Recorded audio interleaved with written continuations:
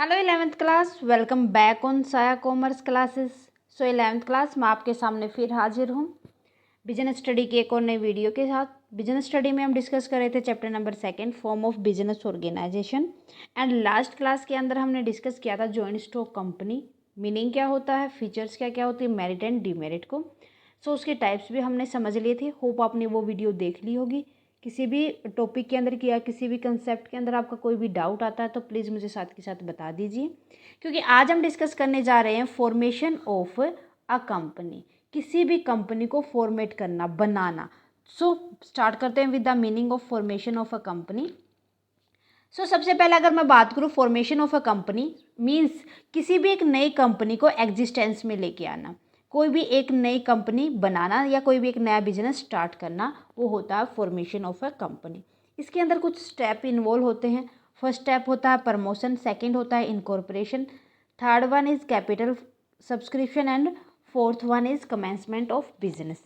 सो जो ये पहले दो होते हैं ये होते हैं प्राइवेट कंपनी के लिए इम्पोर्टेंट, मीन्स होते तो ये पब्लिक के लिए भी है लेकिन प्राइवेट कंपनी ओनली जो ये अबाउट टू होंगे ना इन्हीं को इन्वॉल्व करेगी, और ये जो चारों के चारों होंगे ये इन्वॉल्व हो जाएंगे पब्लिक कंपनी के लिए। ठीक है, पब्लिक कंपनी को इन सभी से होकर गुजरना होगा, ये हमें याद रखना है। सो आज की क्लास में हम तीनों को ही पढ़ेंगे, क्योंकि जो ये फोर्थ वाला कमेंसमेंट ऑफ बिजनेस ये थोड़ा सा लेंथी भी है और आपको अच्छे से समझ भी आना चाहिए, बहुत ही इंपॉर्टेंट है।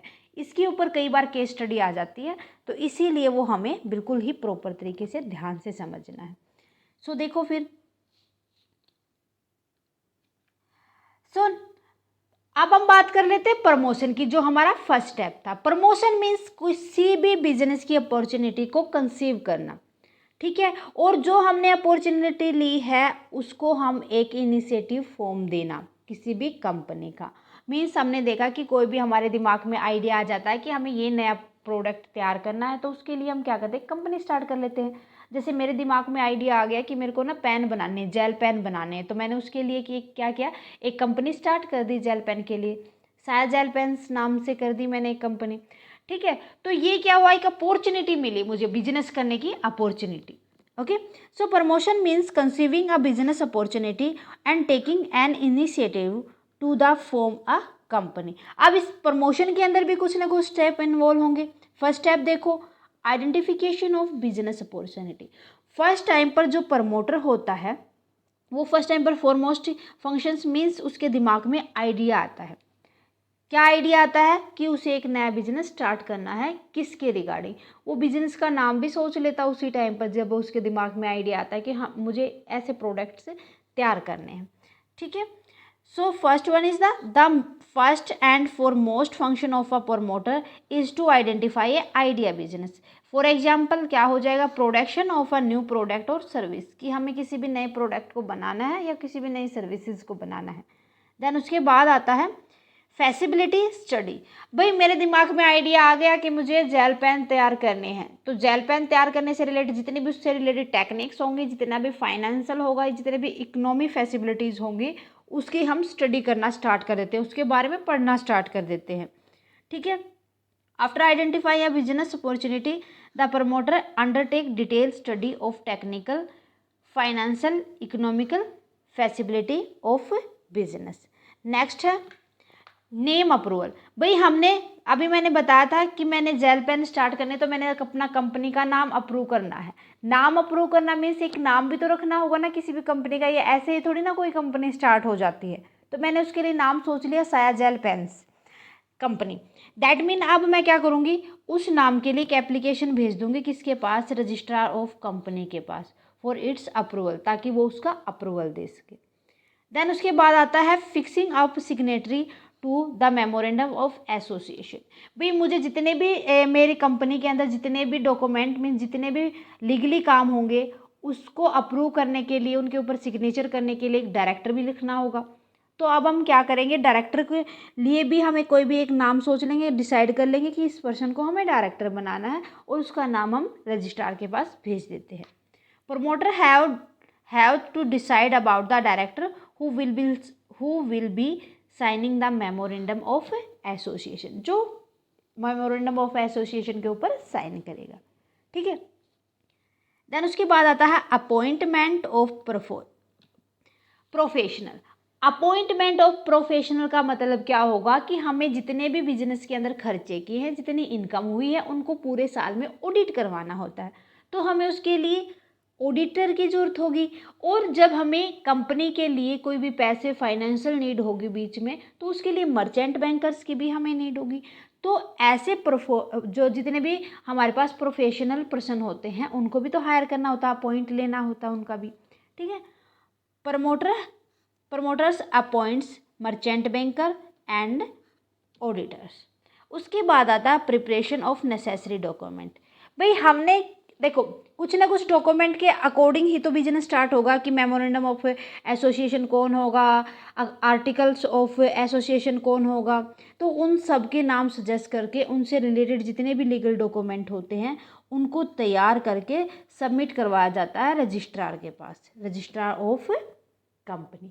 ये कुछ लीगल स्टेप्स होते हैं जिनके थ्रू हम कोई भी अगर प्रमोशंस के द्वारा जो हमने कंपनी स्टार्ट की है अगर उसको ओपन करना है तो उसके लिए कुछ ये स्टेप्स होते हैं।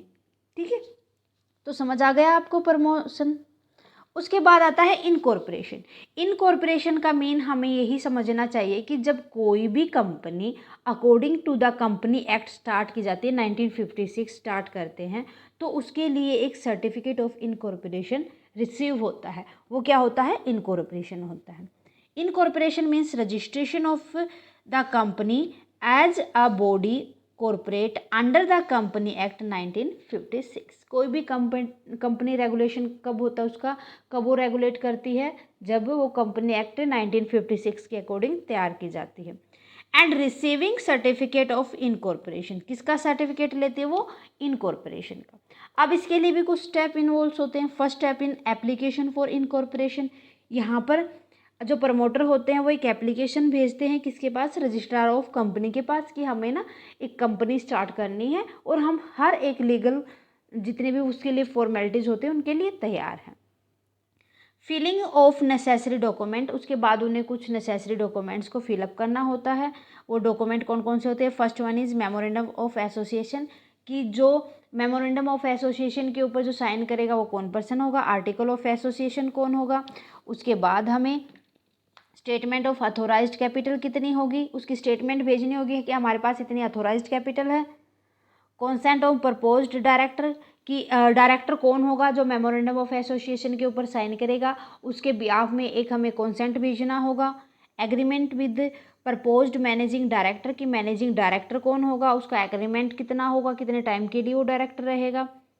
उसके बाद स्टैट्यूटरी डिक्लेरेशन, एक लीगल डिक्लेरेशन फॉर्म फिल करके सिग्नेचर करके वहाँ पर सबमिट किया जाता है। देन उसके बाद पेमेंट फीस। भाई जितना हमने डॉक्यूमेंट लगाए थे उसके साथ हम रजिस्ट्रेशन फ़ीस होती है किसी भी कंपनी के अकॉर्डिंग टू अथोराइज्ड कैपिटल ये डिसाइड की जाती है। तो वो जो नॉमिनल सी फीस होगी उसकी स्लिप भी हम उसके साथ लगा देंगे, तो वो पेमेंट ऑफ फीस कहलाता है। उसके बाद आता है रजिस्ट्रेशन। ये सारे के सारे जो फर्दर हमने 3 स्टेप कंप्लीट किए थे, अगर रजिस्ट्रार उनसे सेटिस्फाइड है तो वो अपनी उस कंपनी का नाम अपने रजिस्टर के अंदर लिख लेता है कि हाँ भाई ये कंपनी एक नई एग्जिस्टेंस में आई है।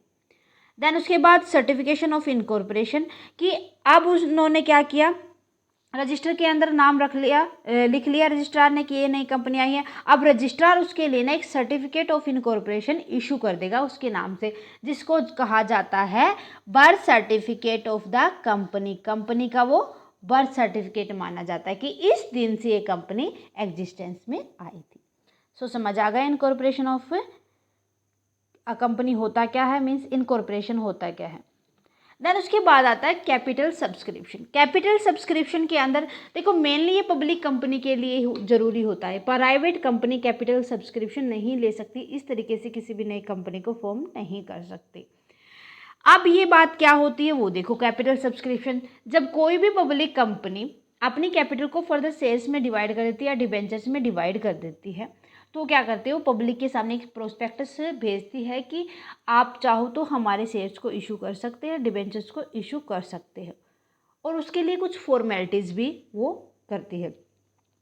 So a public company can raise fund from the public by issuing share and debentures for this it has to issue prospectus and undergo various other formalities, कि वो सबसे पहले तो कंपनी पब्लिक के सामने प्रोस्पेक्टर इशू कर देगी, उसके बाद जितनी भी फॉर्मेलिटीज़ हैं उनको पूरा कर लेगी। अब ये फॉर्मेलिटीज़ क्या क्या होंगी, उसके लिए स्टेप क्या क्या रिक्वायर होंगे वो देखो। First one is SEBI approval. भाई कोई भी कैपिटल मार्केट होती है उसको कौन रेगुलेट करके चलता है, SEBI, security exchange board of India. A public company is required to take approval from the SEBI. भाई पब्लिक कंपनी को अगर कोई भी कंपनी बनानी है जहाँ से उसको शेयर्स और डिवेंचर्स को इशू करना है तो उसके लिए उसे सेबी से परमिशन लेनी होगी। उसके बाद आता है फिलिंग ऑफ प्रोस्पेक्टस। यहाँ पर प्रोस्पेक्टस का मीन्स होता है एक डॉक्यूमेंट होता है जो पब्लिक को उसके शेयर्स और डिवेंचर इशू करने के लिए ऑफर देता है, तो एक प्रोस्पेक्टस फिल किया जाता है। देन उसके बाद आता है appointment of banker, broker and underwriter. Means banker of the company receive the application money. अब वो क्या करेंगे, जितने भी बैंकर होते हैं वो तो क्या करते हैं, मनी को रिसीव करते हैं, है ना। और जो ब्रोकर होते हैं वो इनकोरेज करते हैं पब्लिक को कि वो शेयर्स के लिए अप्लाई करे, तो ये किसका काम करेंगे, इनकोरेजमेंट का काम करेंगे, ठीक है।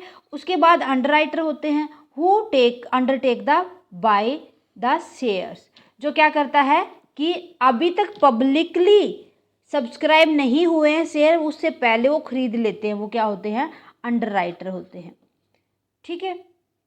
अंडरराइटर कौन हो जाएंगे, who undertake a buy of share if there are not subscribe by the public, कि हमने पब्लिक अगर उनके लिए सब्सक्रिप्शन नहीं भेजेगी तो उन शेयर्स को हम खरीदेंगे, ठीक है। They receive a commission of underwriter, तो यहाँ पर क्या दिया जाता है, कंपनी उनको कमीशन देती है। दैट मीन वो कह देगी कि भाई 100 का शेयर था तो आप 95 में ले सकते हो, ओके। उसके बाद होता है minimum subscription. According to the SEBI guidelines minimum subscription is 90% of issue amount, कि मिनिमम सब्सक्रिप्शन का मतलब क्या होता है, जितनी इशू अमाउंट है उसकी 90% एक टाइम पर पे करनी होगी। If minimum subscription is not receive then the allotment can not be made, कि एप्लीकेशन तो भेज दी उन्होंने, 90% एप्लीकेशन के टाइम पर नहीं दिए, तो उसके बाद कंपनी के पास राइट होता है कि अगर एप्लीकेंट विद इन 30 डेज पैसे नहीं देता, मिनिमम सब्सक्रिप्शन नहीं देता, तो उसको अलॉटमेंट मत दो करो, अलॉटमेंट उसकी रोक दो उसी टाइम पर, ठीक है। ये सारे का सारा प्रोसीजर आप शेयर्स का एप्लीकेशन, अलॉटमेंट, जो उसकी कॉल्स होती है, आप नेक्स्ट क्लास के अंदर अकाउंटेंसी के अंदर अच्छे से पढ़ोगे, ठीक है। उसके बाद आता है 5th point, application to stock exchange. यहाँ पर ये ज़रूरी होता है पब्लिक कंपनी के लिए कि वो अपने शेयर्स को स्टॉक एक्सचेंज के अंदर लिस्टेड करवा ले, ठीक है। Therefore the promoter apply in the stock exchange to list company share, कि मेरे पास इतने शेयर है, इतने के इतने हैं, मान लो कि 100 के 1000 हैं और 50 के मेरे पास 10,000 है, तो इस तरीके से वो बता देते हैं, लिस्ट भेज देते हैं स्टॉक एक्सचेंज के पास। उसके बाद आता है allotment of share. Allotment of share means except of share applied, कि जितने की एप्लीकेशन हमारे पास आई थी उन्होंने हमें मिनिमम सब्सक्रिप्शन दे दिया है, तो अब हम उसको शेयर्स अलॉट करते हैं, देना उनको shares. Allotment letter are issue to share holder, the name and address of the share holder submitted to registrar, जो नाम कंपनी का और जो शेयर होल्डर का एड्रेस था वो भेजा जाता है रजिस्ट्रार के पास, उसी नाम से वो अलॉटमेंट भेजी जाती है। सो क्लियर है। तो ये था हमारा टॉपिक फॉर्मेशन ऑफ कंपनी। सो हमने ओनली 3 जो इसके स्टेप इन्वॉल्व हैं वही किए हैं। नेक्स्ट क्लास के अंदर हमारा एक स्टेप बचता है कमेंसमेंट ऑफ कंपनी, वो हम नेक्स्ट क्लास के अंदर, वो थोड़ा लेंथी था, मैंने पहले ही आपको बताया था कि मैं उसको लास्ट में करवा दूंगी, और ये ही लास्ट टॉपिक बचता है हमारा, उसके बाद कुछ नहीं बचता फॉर्म ऑफ बिजनेस ऑर्गेनाइजेशन के अंदर। सो क्लियर है स्टूडेंट, कोई भी डाउट नहीं होगा। सो स्टूडेंट, क्लास कैसी लगी प्लीज़ मुझे कमेंट करके बताएं। क्लास अच्छी लगे तो लाइक और अदर स्टूडेंट के साथ ज़्यादा से ज़्यादा शेयर करें। अगर आप चैनल पर नए हैं तो फटाफट से साया कॉमर्स क्लासेस को सब्सक्राइब कर लें और बेल आइकन को दबा लें ताकि आने वाली क्लास की नोटिफिकेशन आपको मिल सके। Thank you very much student, bye bye and take care. मिलते हैं नेक्स्ट क्लास में।